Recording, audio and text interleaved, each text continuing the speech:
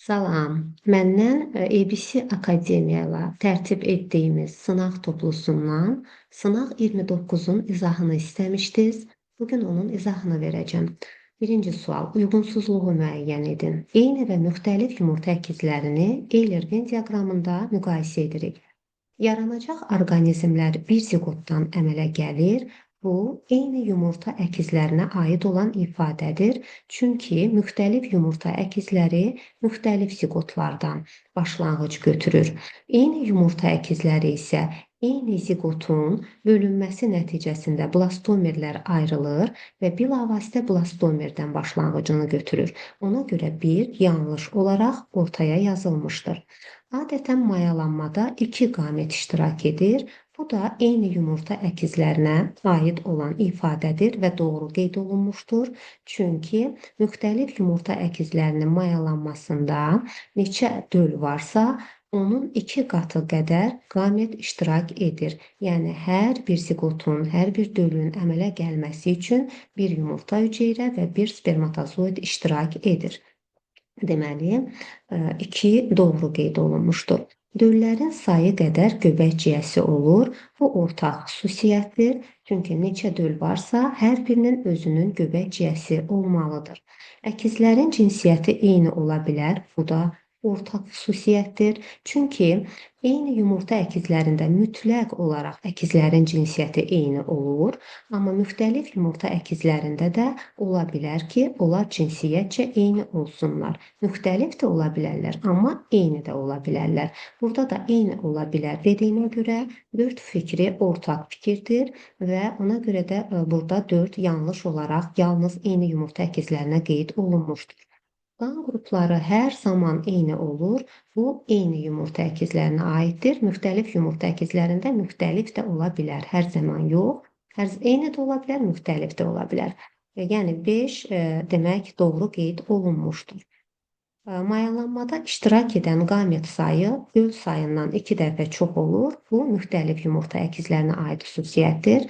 Çünki neçə döl varsa, hər bir dölün əmələ gəlməsinə bir qamet, bir yumurta hüceyrə və bir spermatozoid iştirak edir. Yəni, döl neçədirsə, ondan 2 dəfə çox qamet sayı olacaqdır.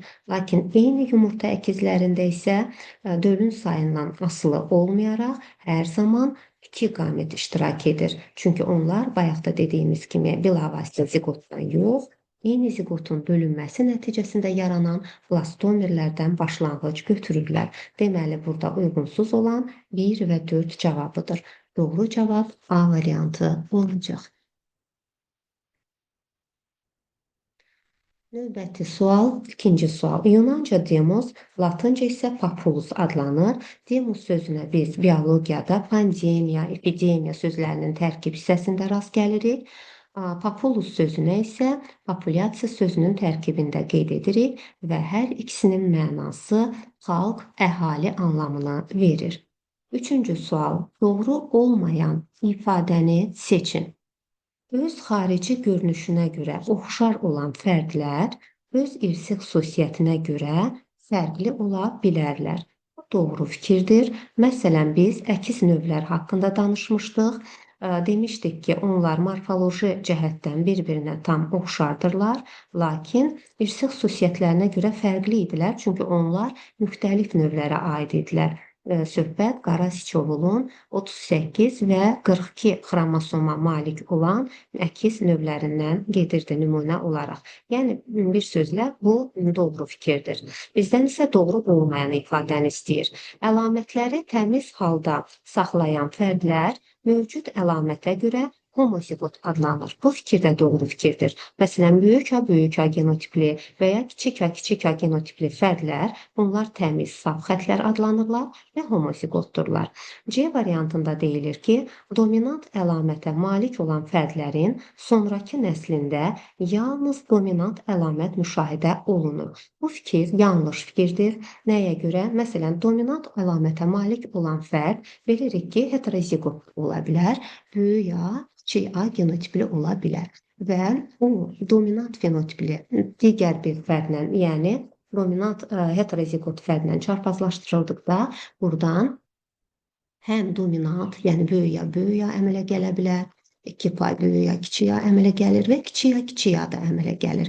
Yəni gördüyümüz kimi dominant əlamətli fərdlərin nəslindən yalnız dominant əlamətə malik fərdlər yaranmır. Burada resessiv əlamətli fərdlər də yarana bilər. Ona görə də 3-cü sualda C variantı yanlış fikirdir, amma biz yenə də digər variantlara da baxaq. Resessiv əlamətə malik olan fərdlərin nəslində heç bir vaxt dominant əlamətə malik fərdlər üzə çıxmır. Bu doğru fikirdir. Yəni biz kiçik A resessiv əlamətli fərdi kiçik A ilə çarpazlaşdırsaq, buradan yalnız resessiv əlamətli fərdlər meydana çıxacaq. Və Y variantında deyir ki, irsi başlanğıcına görə hibrid olan fərdlər bu əlamətə görə heterozigot adlanır. Bəli, bu doğru fikirdir.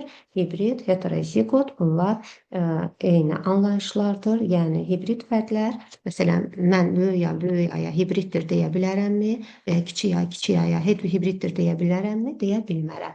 Lakin başlanğıc formasına görə fərqlənən bu valideynlərdən hibrid nəsil yaranır və hibrid fərd əmələ gəlir. Böyük ya kiçik ya genotipi bu hibriddir və bunu biz doğru cavab kimi qeyd edirik Y variantını. Növbəti suala baxaq.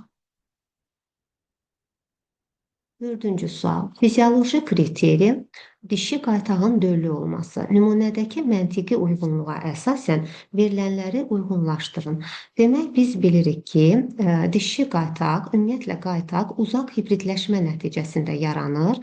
Yakla qara malın çarpazlaşmasından əmələ gəlir və uzaq hibridləşmə nəticəsində, yəni növlər arası çarpazlaşma nəticəsində yaranan fərdlər adətən dölsüz olurlar. Lakin dişi qaytağın erkəkləri də yox, yalnız dişiləri döllü olur və bu fizioloji kriterinin, növün fizioloji kriterisinin istisna halıdır, pozulmasıdır. Demək, nümunədə biz növün kriterilərini pozan, yəni istisna halları seçməliyik. Gəlin baxaq. Coğrafi kriteri. Coğrafi kriteri bilirik ki, növün müəyyən bir ərazidə, müəyyən bir arealda yayılmasıdır. Lakin yer üzündə elə növlər var ki, bunları kosmopolit növlər adlandırırıq. Hansı ki, hər yerdə demək olar ki, yayılmışdır. Məsələn, bozçoğuldur və yaxud dam sərçələridir. Bunlar coğrafi kriterini pozurlar. Ona görə 1A uyğunluğu olacaq. Ekoloji kriteri isə növün müəyyən bir ekoloji şərait daxilində yayılmasını müəyyən edir. Lakin yenə də elə bir növlər var ki, məsələn, alaq otları, məsələn, bəzi zərərvericilər, bunlar insan hardadırsa, orada məskən salırlar. Yəni, insanın yaxınlığında məskən salırlar. Məsələn, harda əkin-biçin işləri varsa, alaq otu da gəlir, toxumunu salır ora. Orada böyüyür, inkişaf eləyir və yaxud da harda qida qalıqları varsa, tarakanlar, böcəklər ora yığışırlar. Yəni bu şəkildə və bu cür növlərə biz sinantrop növlər deyirik. Sin birgə, antropos insan deməkdir və sinantrop növlər ekoloji kriterini pozan amildir. Ona görə 2-yə də gedəcək Y. Morfoloji kriteri növün xarici və daxili görünüşünə görə olan oxşarlıqlarıdır və morfoloji kriterini pozan amil olaraq biz əkiz növləri qeyd eləmişdik. Çünki əkiz növlər deyirdik ki, onlar morfoloji cəhətdən bir-birinə çox oxşuyurlar, çox bənzəyirlər, lakin xromosom sayına görə fərqli idilər. Deməli, 3-ə də gedəcək D. Biokimyəvi kriterini pozan amil isə burada olacaq gen mutasiyaları. Çünki gen mutasiyaları nəticəsində biz bunu nöqtəvi mutasiyada adlandırmışdıq. Nukleotit ardıcıllığı DNT-də dəyişirdi və nəticədə tamam fərqli bir zülal sintez olunur. Bu isə biokimyəvi kriterinin pozulmasına səbəb olur. Və genetik kriterini pozan amil nədir? Bu da olacaq genom mutasiyalar. Çünki genom mutasiyalar xromosomun sayında dəyişiklik əmələ gətirir. Bir vahid artıb və ya azalması və yaxud dəfələrlə artıb azalması bu genom mutasiyalardır və genetik kriteri əgər xromosom sayına əsasən müəyyənləşdirilirsə, deməli genom mutasiyalar genetik kriterini pozan amil olacaq. Ona görə də burada da doğru cavab A variantı götürüləcək. Növbəti sual 5-ci sualdır. Afrika, Çin, Hindistan əhalisi arasında podaqra xəstəliyinə demək olar ki, rast gəlinmir. Bunun səbəbi nə ola bilər? Bu da dərsliyin cümləsidir. Podaqra, ayaq üstə tələ xəstəliyi ilk dəfə təsvirini Sydenham vermişdi və əhalinin maddi durumu yaxşı olanda, yaxşı yeyib içəndə daha çox rast gəlinirdi və Afrika, Çin, Hindistan əhalisi arasında ona görə az rast gəlinirdi ki, onlar demək olar ki, ətlə qidalanmırlar da. Bu onların etnik xüsusiyyətlərindən, dini inanclarından və yaxud maddi rifah halından asılı ola bilər. Onlar daha çox zəif purin əsaslı qidalarla qidalanırlar. Buna görə də demək olar ki, bu xəstəlik o əhali arasında yayılmamışdır. Ona görə 5-ci sualda da doğru cavab C variantı olacaq. Növbəti sual 6-cı sual. Orqanizmdə maddələrin istifadə olunması, digər maddələrə çevrilməsi, maddələr mübadiləsinin neçənci mərhələsinə aiddir? Maddələr mübadiləsinin 10-cu sinif dərsliyində də göstərilib. 3 mərhələsi var. Birinci mərhələdə maddələr orqanizmə daxil olur, ikinci mərhələdə istifadə olunur və digərlərinə çevrilə bilir. Üçüncü mərhələdə isə deməli, parçalama məhsulları xaric olunur. Deməli, 6-cı sualda doğru cavab ikinci mərhələ olacaq. 7-ci sual. Ən mühüm aramorfozlar nə zaman baş vermişdir? Bu, yenə də dərslikdə öz əksini tapıb, arxey erasından proterozoy erasına keçiddə ən mühüm aramorfozlar baş vermişdir. Nə üçün? Belə qiymətləndirilir. Çünki demək olar ki, yox, bütün heyvan tipləri məhz bu erada proterozoyda yaranmışdı və artıq bitkilər və heyvanlar aləmi formalaşmışdı və bütün orqanlar sistemi əmələ gəlmişdi. Ona görə də ən mühüm aramorfozlar məhz arxey və proterozoy erasında keçiddə qeyd olunur dərsliyin də cümləsi olaraq və məntiqlə də. 8-ci sual. 8-ci sualda mitoz və meyoz prosesini Euler-Venn diaqramında müqayisə edirik. Bölünmənin sonunda hüceyrə sayı 2 dəfə artırsa, bu mitoz bölünməyə aiddir. Çünki meyoz bölünmə nəticəsində hüceyrə sayı 4 dəfə artır. Sonda bir ana hüceyrədən 4 hüceyrə əmələ gəlirdi. 3 hüceyrə bölünməyə məruz qalır deyirsə, biz bunu meyoz bölünməyə aid eləyəcəyik. Deməli, 1-i götürürük bura, 2-ni götürürük bura. Niyə bura götürürük? Baxın, bir başlanğıc hüceyrə meyozis, reduksion bölünmə 2 dəfə 2 ardıcıl bölünmədən ibarətdir. Birinci bölünmə nəticəsində bax bu başlanğıc hüceyrə bölünməyə məruz qalır. Sonra bax bu daha 2 hüceyrə daxil olur ikinci meyoza və nəticədə onlar da bölünməyə məruz qalırlar. Deməli, cəmi 3 hüceyrə bölünməyə məruz qalır meyoz bölünmədə. Lakin mitoz bölünmədə isə, yəni bura qədər olan bölünməni biz mitoz kimi götürsək, yəni bu şəkildə olur da bir bölünmədən ibarətdir. O anlamda dedim. Burada yalnız bir, bax bu başlanğıc hüceyrə bölünməyə məruz qalacaq və nəticədə 2 hüceyrə əmələ gələcək.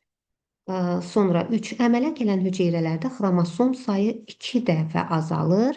Bu da meyoz bölünməyə aiddir. Çünki mitoz bölünmədə xromosom sayı dəyişmir, ana hüceyrədə olduğu kimi qalır. Əmələ gələn hüceyrələrdə xromosom sayı dəyişmir. Bunu artıq indicə dedik. Bu mitoz bölünməyə aid olacaq. Xromatid və DNT sayı 4 dəfə azalır deyirsə, biz bunu meyoz bölünməyə aid eləyəcəyik. Çünki başlanğıc hüceyrənin parametri 2N, 4C, 4D-dir. Sonda isə əmələ gəlir, demək, NCD. Yəni, xromosom sayı 2 dəfə, xromatid və DNT miqdarı isə 4 dəfə azalmış olur. 5-i yazırıq Z-ə. ATF enerjisindən istifadə edir. Ümumiyyətlə, istənilən bir proses üçün mütləq şəkildə ATF enerjisi lazımdır və bu ortaq xüsusiyyət sayılacaqdır. Xromatid və DNT miqdarı 2 dəfə azalır. Bu isə gedəcək mitoz bölünməyə. Çünki başlanğıc hüceyrənin parametri mitozda olacaq 2N4C. Sonda əmələ gələn hüceyrələrdə xromosom sayı dəyişməyəcək. Elə 2N olaraq qalacaq. Lakin xromatid sayı və DNT miqdarı onlar zaten bir-birinə bərabərdir. 4C-dən 2C-yə düşəcək. Yəni 2 dəfə azalacaq. Deməli, burada doğru cavab olacaq A variantı. 9-cu sual. 9-cu sualda deyir ki, yaşayış mühiti dedikdə nə başa düşülür? Canlı orqanizmi əhatə edən hər bir şey onun yaşayış mühitidir. Mühitin orqanizmə təsir edən ayrı-ayrı elementləri mühit amilləri adlanır. Cansız təbiət amilləri, biz təkcə cansız təbiət amilini mühit amili adlandıra bilmərik. Bura canlı və cansız da aiddir. İnsanın təsərrüfat fəaliyyəti nəticəsində yer səthinin dəyişməsi bu antroponoz, daha doğrusu antropogen amildir. Amillər biogen, abiogen və antropogen olmaqla 3 qrupa ayırmışdıq. Canlı orqanizmlərin bir-birinə təsiri, biz bunu da yalnızca yaşayış mühiti adlandıra bilmərik. Ümumiyyətlə, canlı orqanizmi əhatə edən hər bir şey bu yaşayış mühitidir. Ona görə burada doğru cavab A variantı olacaq. 10-cu sual, bu da maraqlı sualdır. Əgər Şvan və Şleydenin fikirlərinə Virxovun düzəlişləri olmasaydı, müasir hüceyrə nəzəriyyəsinin neçənci müddəası fərqli olardı? Demək, ilk hüceyrə nəzəriyyəsini formalaşdıran Şvan və Şleyden oldu və onlar dedilər ki, hüceyrələr qeyri-hüceyrəvi quruluşa malik olan maddələrdən əmələ gəlir. Sonradan isə Virxov öz araşdırmaları nəticəsində belə bir qənaətə gəldi ki, hüceyrə ana hüceyrənin bölünməsi yolu ilə yaranır. Yəni, hüceyrə ilə hüceyrədən əmələ gələ bilər, başlanğıc hüceyrədən yarana bilər və bu da hüceyrə nəzəriyyəsinin 3-cü müddəasında öz əksini tapmışdır. Ona görə doğru cavab C variantı olacaq. 10-cu sual, 11-ci sual. Hüceyrənin həyat siklinin interfaza dövrünə aid deyil. İnterfazada molekulyar səviyyədə çoxalma gedir, çünki DNT ikiləşir və hüceyrə aktiv fəaliyyət göstərir, çünki sintez prosesləri gedir, böyümə prosesi gedir. İki bölünmə arasında mərhələni biz interfaza adlandırmışıq. Inter arasında fazis mərhələ. Orqanoid səviyyəsində çoxalma gedir. Bəli, orqanoid səviyyəsində də burada çoxalma gedir, çünki DNT-yə malik olan mitoxondri və plastidlər kimi orqanoidlər, həmçinin DNT-yə malik olmayan hüceyrə mərkəzi kimi orqanoidin də bölünməsini, çoxalmasını biz bu mərhələdə müşahidə edirik. Hüceyrənin sürətlə böyüdüyü dövrdür. Bura qədər doğrudur. Bu mərhələdə heç bir səviyyədə çoxalma getmir, o yanlış fikirdir. Dedik, burada həm molekulyar səviyyədə, həm də orqanoid səviyyəsində çoxalma gedir. Ona görə yanlış cavab E variantı. 12-ci sual. Təmizləyək. 12-ci sualda deyir ki, yanlış cavabı seçin. D-hibrid genotipə malik olan fərd, D-hibrid genotip nə deməkdir? Bu da çox zaman müəllimlərin və yaxud abituriyentlərin yanlış cavablandırdığı suallardan olur. İki cüt alternativ əlamət üzrə fərqlənən fərdlər D-hibrid və ya D-heterozigot adlandırılır. İndi burada da yanlış cavabı istəyir. D-hibrid genotipə malik olan fərd genotipə görə valideyn formalardan biri ilə oxşar ola bilər. Bu doğru fikirdir. Məsələn, biz böyük A fenotipə görə deyir də, düzdür. Böyük A, böyük A, böyük B, böyük B genotipli bir valideyni, yəni dominant fenotipli bir valideyni, resessiv fenotipli kiçik A, kiçik B, kiçik B fərdlə çarpazlaşdırdıqda biz buradan böyük A, kiçik A, böyük B, kiçik B alırıq və bu D-hibrid genotipli, bax bu fərd fenotipinə görə valideynin yalnız birinə bənzədir. Baxın, bu valideynə bənzədir, buna bənzəmədi. Ona görə A variantı doğrudur. Fenotipə görə valideyn formaların hər ikisi ilə oxşar ola bilər. Bu da doğru fikirdir. Nəyə görə? Çünki mən böyük A, böyük A, böyük B, böyük B-ni, daha doğrusu böyük A, kiçik A, böyük B, kiçik B fenotipini, genotipini, baxın yazıram, böyük A, kiçik A, böyük B, kiçik B. Bunu çarpazlaşdırsam, böyük A, kiçik A, böyük B, kiçik B ilə biz artıq buradan nə alındığını bilirik. 4, 2, 2, 2, 1, 1, 1, 1 nisbətində, genotip nisbətində fərdlər əmələ gəlirdi və buradan, yəni böyük A, kiçik A, böyük B, kiçik B 4 pay D-hibrid alınır və bu fenotipinə görə valideynlərin hər ikisinə, həm buna, həm buna bənzəyir. Nəinki fenotipinə görə, elə genotipinə görə də bənzədi. Burada da yer variantında valideyn formaların hər ikisi ilə genotipə görə oxşar ola bilər. Cavabını da artıq izah izah etmiş olduq. Ona görə B variantı da, elə Y variantı da doğrudur. C variantına baxaq. Valideyn formaların heç biri ilə genotipə görə oxşar olmaya bilər. Bu da doğru fikirdir. Genotipə görə çünki deyir. Baxın, elə bu birinci çarpazlaşmada bax bu alınan dihibrid fərd genotipinə görə nə anasına bənzəmir, nə atasına bənzəmir. Yəni valideynlərin heç birinə bənzəmir. Deməli C variantı da doğrudur. B variantında deyir ki, analiz edici çarpazlaşma aparıldıqda fenotipə görə 9-3-3-1 nisbətində parçalanma verər. Bu yanlış fikirdir. Biz bilirik ki, D hibridin analiz edici çarpazlaşmasından 1-in 1-ə, 1-ə, 1-ə nisbətində deməli fərqlər yaranır. Ona görə D variantı yanlış fikirdir. 13-cü sual. Akviliya bitkisində çiçəyin qırmızı rəngi rəngin, yarpaqların bənövşəyi rəngini, gövdənin uzanmasını və toxumun çoxluğunu müəyyən eləyir. Bu hadisəni bir genin bir sıra əlamətlərə təsir etməsi adlandırırıq. İlk dəfə bunu Darwin araşdırmışdı və bunu nisbətli dəyişkənlik və ya korrelyativ dəyişkənlik adlandırmışdı və bunu həmçinin də pleiotropiya kimi adlandırırıq. Məsələn, buna başqa bir misallar da verilir dərslikdə. Tutaq ki, ətrafları uzun olan heyvanların boynunun da uzun olması və yaxud da qırmızı ləçəkləri olan qızılgüldə yarpaqların da qırmızı rəngi olması və deyirdik ki, seleksionerlər üçün bu əngəl yaradırdı. Problem yaradırdı. Yəni burada doğru cavab olacaq 13-cü sualda B variantı. Bir genin bir neçə əlamətə təsir etməsi.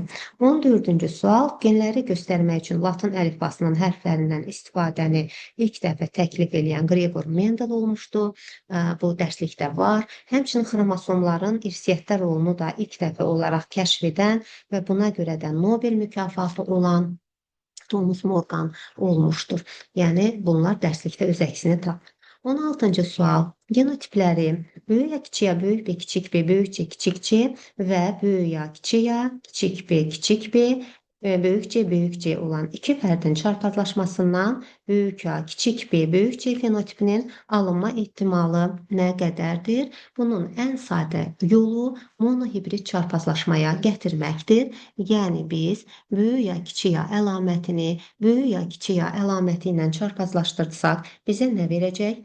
Böyük A, 2 pay böyük A, kiçik A və kiçik A bunu artıq bilirik və buradan da görürük ki, böyük A fenotipi 4-dən 3 nisbətindədir. 4də 1 nisbətində kiçik A aldıq. Yəni resessiv fenotip aldıq.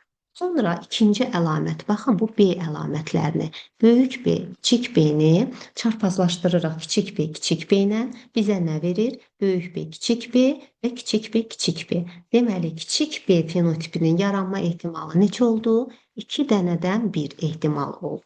Sonra C əlamətlərini, böyük C, kiçik C-ni böyük C ilə çarpazlaşdırsaq bizə nə verəcək? Böyük C, kiçik C. Yəni hər iki halda böyük C fenotipi üzə çıxacaq və deməli bu bir ehtimal oldu. 2-də 2, yəni 1 deməkdir. Və ehtimalları bir-birinə vururuq. 8-də 3 ehtimalla cavabı tapırıq. Doğru cavab B variantı olacaq. Növbəti sual 17-ci sualdır. 17-ci sualda nə deyilir bizə? Biri yaşamaq uğrunda mübarizəyə aid nümunə hesab edilə bilməz.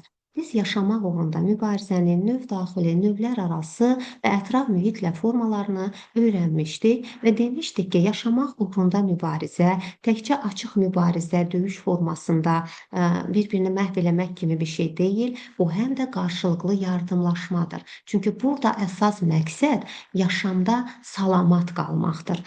Hansı üsulla olur olsun, əsas bu mübarizədə qalib gəlmək hesab olunur. İndi baxaq, balıqların planktonu yeməsi, bu təbii ki, güclü gücsüzü yeyir və yaxud da bir canlı digərinin qidasını təşkil edir. Bu təbii ki, yaşamaq uğrunda mübarizə olacaq. Quşların, qarağatın toxumlarını yayması, bu onların qarşılıqlı əməkdaşlığıdır və bir-birinə fayda verirlər və növlər arası yaşamaq uğrunda mübarizədir. Dərsliyimizdə buna nümunə olaraq arının çiçəkləri tozlandırması göstərilmişdir. Qağayının balasının başına zərbə vurmaqla qidanı qusmağa məcbur etməsi dərslikdə olan şəkildir. Quş balasının başından vurur, 9-cu sinif dərsliyində bu var. Onu qusmağa məcbur eləyir. Çünki bir balanı qurban verməklə digərlərini, o ən zəif balanı seçir bunu etmək üçün. Digər balaların qidalanmasını və nəticədə növünün salamat qalmasını təmin etmiş olur. Deməli, bu da yaşamaq uğrunda mübarizədir. Arı quşunun bir-iki balasını yuvanın döşəməsinə basıb öldürməsi eyni hadisədir. Çünki bunu eləyir ki, yer darız qaldı, qida çatışmır. Ən zəif balaları bu şəkildə məhv eləməklə digər balaların, yəni növünün salamat qalmasını təmin edir.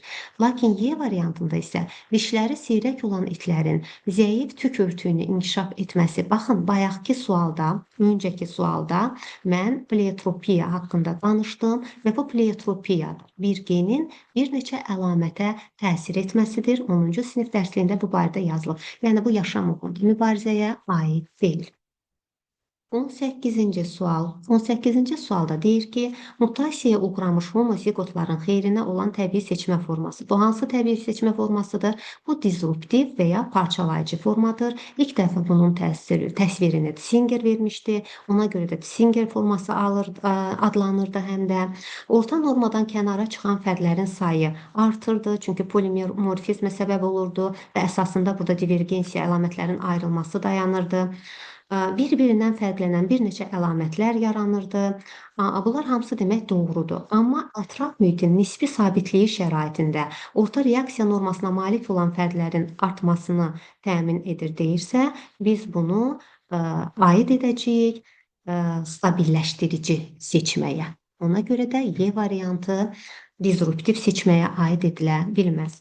19-cu sual deyir ki, eyni bir orqanizm daxilində hüceyrələrin forma və ölçülərinin müxtəlif olmasının səbəbi nədir? Bunun səbəbi təbii ki, hüceyrələrin yerinə yetirdiyi funksiyasına görə ixtisaslaşmasından asılı olacaq. Doğru cavab C variantı. 20-ci sual. 20-ci sualda deyir ki, uyğunluğu müəyyən edin. Bu da dərslikdə olan məlumatdır. 10-cu sinif dərsliyində maddələr mübadiləsini 3 formasını göstərir. Ümumi, aralıq və əsas maddələr mübadiləsi. Toxuma tənəffüsünə aid edirik ümumi maddələr mübadiləsinə. Hüceyrə daxili həzmi aralıq maddələr mübadiləsinə. Enerji çevrilmələrini isə əsas maddələr mübadiləsinə aid edirik. Və burada doğru cavab A variantı olacaq. 21-ci sual. Katarxil erası həyatın əmələ gəlməsi haqqında müasir təsəvvürlərin neçənci pilləsini və ya pillələrini özündə əks etdirə bilər? Biz katarxil erasında canlıların haqqında danışmırıq. Canlılar ilk dəfə arxedə əmələ gəlmişdi. Katarxil erasında yazır ki, yer, ay sistemi formalaşdı və artıq sularda, okeanlarda üzvü maddələrin toplanması və qatılaşması prosesi baş verirdi. Dərslikdə bu cümlələr cədvəlin daxilində öz əksini tapır və həyatın yaranmasının haqqında müasir təsəvvürlərin də 3 pilləsi var. Orada birinci pillədə qeyd eləyir üzvü maddələrin abiogen yolla sintezi və qatılaşması, ikinci mərhələdə həmin o üzvü maddələrin qatılaşması nəticəsində koaservatların əmələ gəlməsi. Koaservatlar elə katarxil erasında üzvü maddələrin qatılaşması elə bu koaservatların yaranması idi. Üzvü maddələrin toplanması bu elə koaservatların yaranması idi. Deməli, katarxil erasında biz birinci və ikinci mərhələnin öz əksini tapdığını qeyd edə bilərik.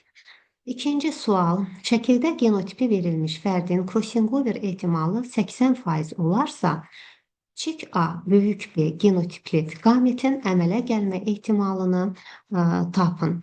Və burada demək biz görürük ki, eyni xromosomun üzərində yerləşib kiçik A, böyük B, deməli o crossover nəticəsində yaranmayacaq, o ilişikli ötürüləcək nəslə. Burada crossover nəticəsində yarananlar kiçik A, kiçik B, böyük A, böyük B-dir. Çünki onlar qarşı lokuslarda yerləşirlər, belə deyək. Və 80%-dirsə, Crossingoverlərin yaranma ehtimalı hər birinin 40%-dir. Lakin crossingoversizlərin yaranma ehtimalına 100-dən 80-i çıxırıq, qalır 20%. Və burada crossingoversiz iki növ qamət yarana bilər. 2A böyük B-nin yaranma ehtimalı 20-nin yarısı 2də biri 10%, böyük A kiçik B-nin də yaranma ehtimalı həmçinin 10% olacaq. Ona görə doğru cavab D variantı olacaq. 23-cü suala baxaq. Şərtsiz reflektor emosiyalar nə zaman şərti reflektor xarakter daşımağa başlayır? Onun birinci sinif dərsliyində uşaq psixikasının mərhələləri mövzusunda göstərir ki, bu deməli 2-3 ayında baş verir. Çünki yeni doğulan uşaqda şərtsiz reflektor emosiyalar olur.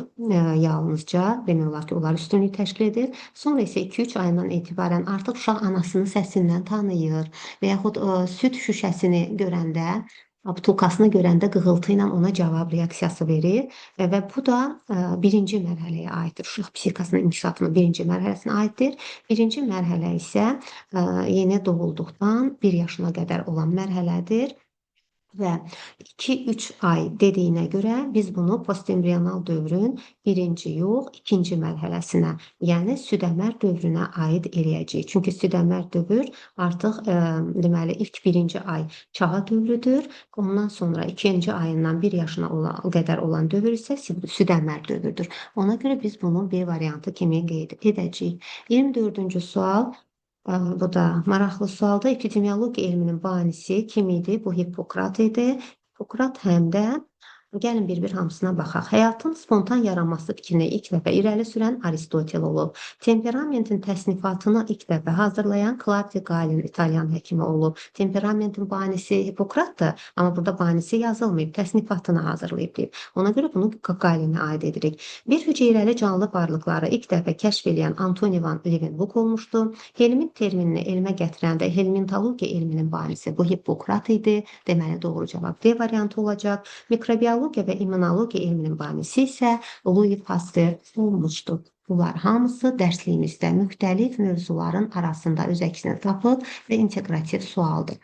25-ci sual. Canlanma kompleksi dedikdə nə başa düşülür? Bu da yenə uşaq psixikasının inkişafının mərhələləri mövzusuna 11-ci sinif dərsliyində olan mövzuya əsasən tərtib olunub. Canlanma kompleksi dedikdə bu birinci mərhələyə aiddir və böyüyə yönləndirilən ümumi emosional hərəkət reaksiyaları nəzərdə tutulur. Doğru cavab C variantı. 26-cı sual. Müasir təsnifatda mikroorqanizmlər hansı xüsusiyyətinə görə qruplaşdırılır və bu da yenə dərsliyin cümləsi olaraq hüceyrəvi quruluşunun olub-olmamasına görə prokaryotlara və evkaryotlara ayrılır və burada cədvəl şəklində 10-cu sinif dərsliyində səhv eləmirəmsə bu cədvəl var. 27-ci sual. 27-ci sualda da hansı orqanizmin ətraf mühitdə yayılması məhz osmos təzyiqin daxili mühitin duz tərkibini tənzimləməsi qabiliyyətindən asılıdır. Təbii ki, biz burada götürəcəyik su mühitində yaşayan canlını. Bu da kimdir? Balıqdır. 28-ci sual. Aristotelin müəllifi olduğu nəzəriyyəyə əsasən epidemiyaların yayılmasına səbəb nədir? Epidemiyaların yayılması haqqında iki fərziyyə var idi qədim dövrdə. Biri Hippokrat və onun tərəfdarlarının fərziyyəsi idi, nəzəriyyəsi idi və onlar deyirdilər ki, bataqlıqlardan, çirkli ərazilərdən buxarların ayrılması, üfunətli buxarların nəticəsində epidemiyalar yayılır. İkinci fikir isə Aristotel və onun tərəfdarlarına aid idi. Onlar deyirdilər ki, epidemiyaların yayılmasının səbəbi gizli varlıqlardır. Deməli, burada doğru cavab C variantı olacaq. 29-cu sual. Epidemiologiya inkişafına görə 4 dövrə ayrılır. Dərslikdə cədvəl şəklində epidemiologiya bölməsində 4 dövrü haqqında da məlumat verilib. Mikroorqanizmlərə neçə aləmin nümayəndəsi arasında rast gəlmək olar? Elə 4 aləmin 4-ünün də arasında mikroorqanizmlər, bir hüceyrəli varlıqlar, canlılar vardır. 31-ci sual. Müfid amilinin kritik həddə yaxın olan təsir sahəsi necə adlanır? Bu, ekologiya bölməsində 9-cu sinif dərsliyində məhdudlaşdırıcı amil olaraq götürülmüşdür. Dözümlülük həddi onun yaşama sərhəddidir. Optimal intensivlik və ya optimum ən belə yaxşı, onun üçün ən optimal, ən yaxşı inkişaf edəcəyi bir sahəsidir. Protokooperasiya isə ümumiyyətlə bu canlılar arasında qarşılıqlı münasibətdir, hansı ki mutualizmin bir formasıdır və hər iki tərəf burada faydalanır. Məsələn, dərsliklərimizdə düzdür protokooperasiya demir, bunu mutualizm adlandırır. Timsahın dişlərinin arasında olan qida qalıqları ilə kiçik quşların qidalanmasını buna misal göstərə bilərik. Yəni bir-birindən tam da asılı deyillər, amma yəni bir-birlərisiz keçinərlər, amma varsa niyə də yox? Belə bir münasibət forması. 32-ci sual. Verilənlərdən neçəsi 7 rəng spektrinə malik olan işıq dalğaları üçün xarakterikdir? Söhbət hansı işıq dalğalarından gedir? Təbii ki, görünən işıq dalğalarından gedir və fotosintez üçün çox əhəmiyyətlidir. Çünki yaşıl bitkilər bu işıq dalğalarının göy və qırmızı rəng spektrində daha yüksək fotosintez etmək qabiliyyətinə malik olurlar. Sarı və yaşıl da nisbətən zəifləyir yaşıl bitkilər üçün bu və heyvanların əksəriyyəti bu işığı görür. 1 və 5 cavabı bu sualın doğru cavabıdır. Yəni burada da neçəsi dediyinə görə biz B variantını seçəcəyik, amma gəlin hamısına baxaq. Bir hissəsi atmosfer tərəfindən tutulan bu ultrabənövşəyi şüaların qısa dalğalarıdır. Yüksək kimyəvi fəallığa malik olanlar ultrabənövşəyi şüalardır. İstilik mənbəyi olanlar isə infraqırmızı şüalardır. Hansı ki, soyuqqanlı heyvanların həyatı onlara borcludur. 33-cü sual. Yırtıcı heyvanların cütdırnaqlı heyvan populyasiyalarının təsirini necə qiymətləndirmək olar? Bu 10-cu sinif dərsliyində ekologiya bölməsində buna geniş yer verilib və bu cümlələr yazılıbdır ki, yırtıcı heyvanlar təbiətin sanitarlarıdır. Hətta belə bir təcrübə aparılıb. Bir ərazidə bütün canavarları qırıblar ki, maralların sayı artsın. Amma nəticədə nə baş verib? Maralların hamısı qırılıb, epidemiya yayılıb onlar arasında. Deməli, bu yırtıcılar, bu canavarlar məhz xəstə, zəif heyvanlarla qidalanaraq epidemiyanın, xəstəliyin populyasiya arasında yayılmasının qarşısını alırmış. Ona görə də parazitlərin təsirindən zəifləmiş heyvanlar yırtıcıların asanlıqla əldə etdikləri qurbanlara çevrildiyi üçün populyasiyanın xeyrinə təsir göstərir. Cavabı doğru cavab olacaq və biz burada C variantını qeyd edəcəyik. 34-cü sual biotexnologiya bölməsinə aid sualdır. Azərbaycanlı bu sahədə xidmətləri olan Azərbaycanlı alimlər Qərib Mürşüdov və Vidadi Yusubovdur. Və ona görə də burada biz Qərib Mürşüdov adını qeyd edəcəyik, amma təəssüf ki, heç biri Azərbaycanda yaşamır. Biri Amerika Birləşmiş Ştatlarında, digəri isə İngiltərədə.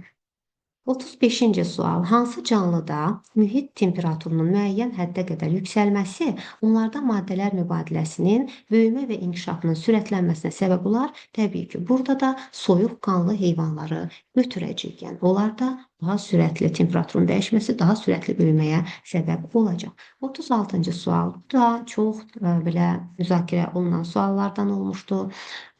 Verilən genotiplərdən hansı dihibriddir? Bayaqki sualın birində də bunu izah elədim. Dihibrid iki cüt alternativ əlamət üzrə fərqlənən fərdlərdir və ya iki cüt əlamət üzrə heterozigot fərdlərdir. Dihibrid çarpazlaşma isə iki fərqli əlamət başlanğıc formaya görə fərqlənən fərdlərin çarpazlaşdırılmasıdır. İndi burada dihibridi tapmaq istəyiriksə, A variantında böyük ya kiçik ya bu monohibriddir. B variantında biz böyük ya hibrid deyə bilərikmi? Deyə bilmərik. Bu da monohibriddir.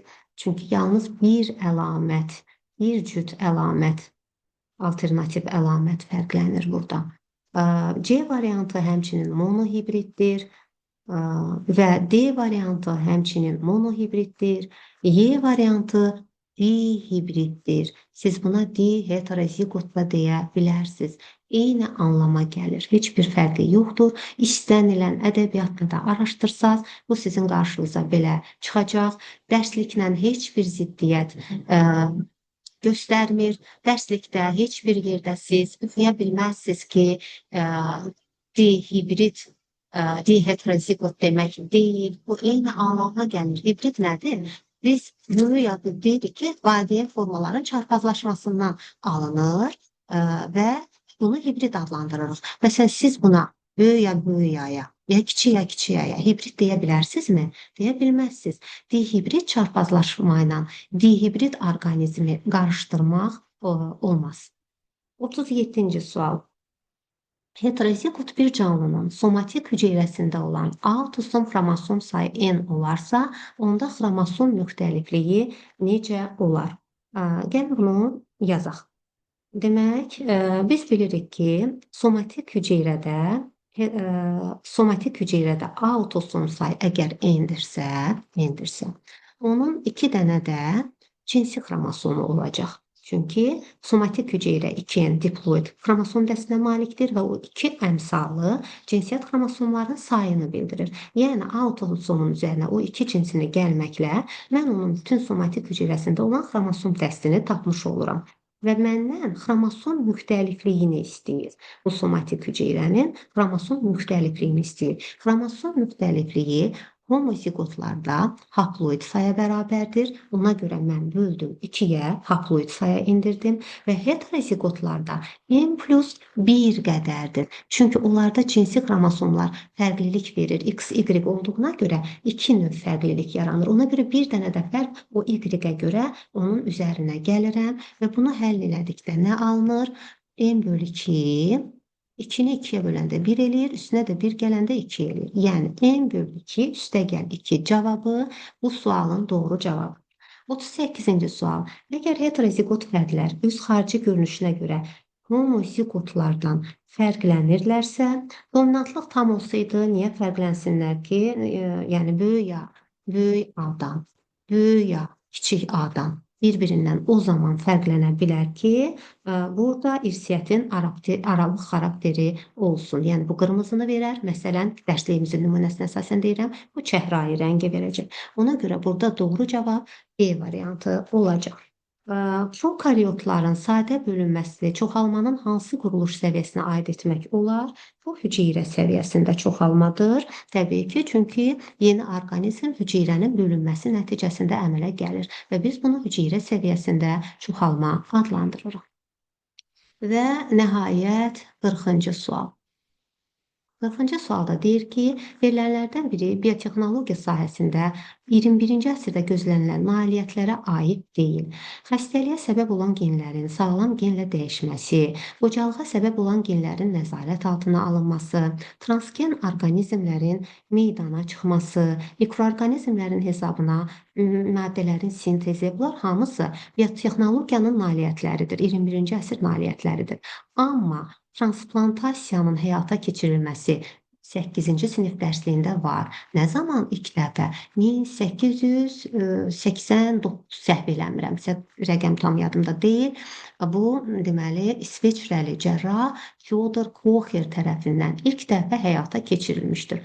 Ona görə də 19-cu əsrdə baş vermişdi burada. 21-ci əsrdə biotexnologiyanın nailiyyəti ola bilməz. Ona görə doğru cavab burada olacaq D variantı. Diqqətinizə görə təşəkkür edirəm.